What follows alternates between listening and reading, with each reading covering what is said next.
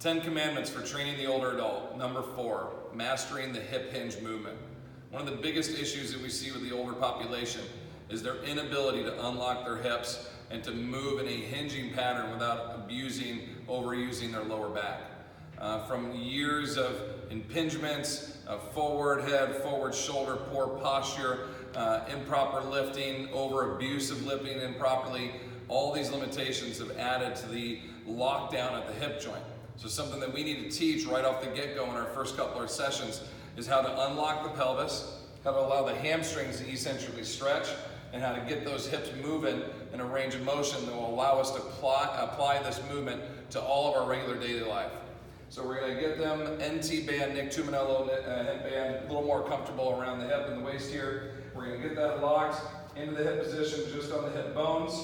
We're going to get the client to lock in here nice and straight. Some resistance against them, not enough to rip them off their feet, but it's enough to keep them engaged. And we're going to teach them to unlock their pelvis, feel the eccentric hamstring stretch, engage and pull their hips forward, just like a standing glute bridge.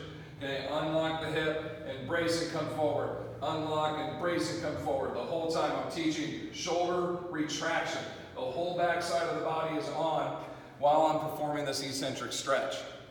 Once we master this in a standing position, we will do some self anchors or hook rubber bands under the feet, progressive load. As they come up, it'll get a little bit tighter. We will work them to the floor, doing a regular body weight glute bridge, a progressive load, or a barbell glute bridge on the floor, adding an elevation by adding their feet up onto a box, up against a band, a bar, a sandbag, any kind of load we want, increasing the range of motion of the hip break, and then ultimately we'll spin them around, shoulders on the bench, feet on the floor, band or bar over their lap, and teach them to break at the hip and return up.